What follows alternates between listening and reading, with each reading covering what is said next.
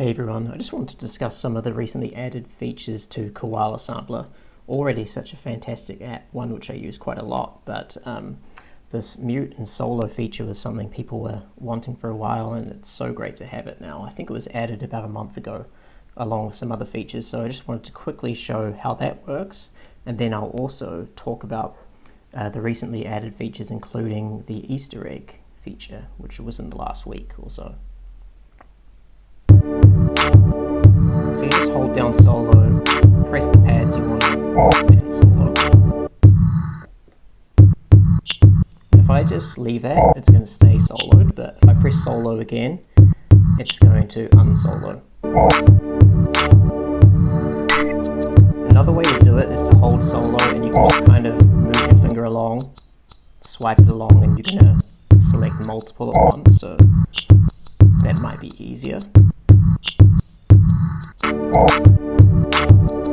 Now, on the other hand, we can also do the opposite thing and mute.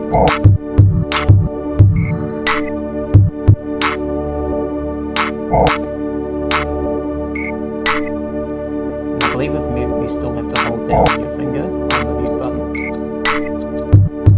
and press them again to unmute.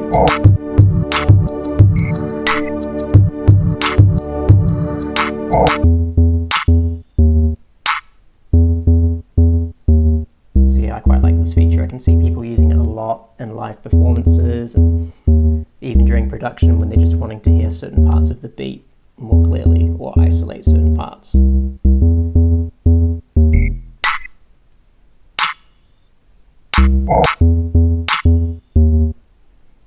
So very happy to have that feature, and now on to the newer features which were just released within this week. So you see this sample I have here. There's a bit of silence at the start and the end, so the new feature is trim silence. And just with the touch of a button, it's taken off the silence at the start and the end of the sample, so the sample, instead of starting after about 3 seconds, starts immediately. So it's great if you're wanting to drop the sample in on the first beat. Very, very handy. And that's in Edit Tools. And now the other new feature. If you go to the burger menu, settings,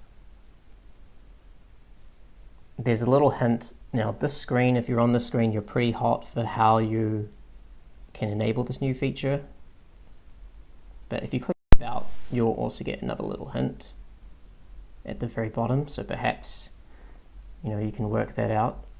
Now I've already enabled this feature, but I did test it out on my phone, and there's an additional step you need to do. So let's see. I'm going to click this pad, Edit, Tools, Extract Stems, and it's going to say you need to download this neural network, so let's go ahead and download that. So once that's downloaded, you'll get this message just saying that this is an experimental feature, so hopefully this feature can stay within Koala if it's popular enough, because I think it's a really good feature. As long as the way I've kind of tested it so far, it worked pretty well. Now I'm testing it out with this loop, and we're going to see how it extracts the drums, the bass, and so on. I did try it earlier with a completely different type of sample, which I'll show in a minute. So this sample has been separated into vocals, drums, bass, and other. So let's listen to drums.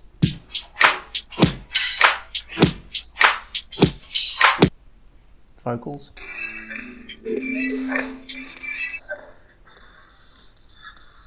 I would be interested to see how this works with a song with more prominent vocals, like a regular kind of song, and other.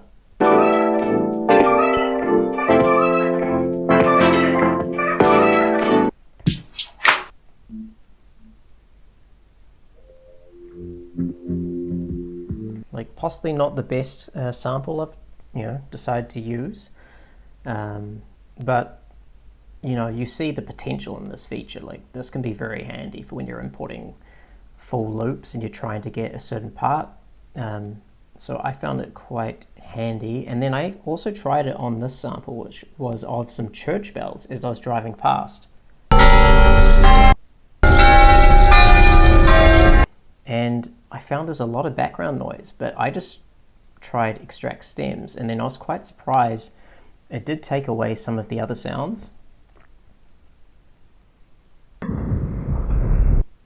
So these are sort of the other sounds we don't want.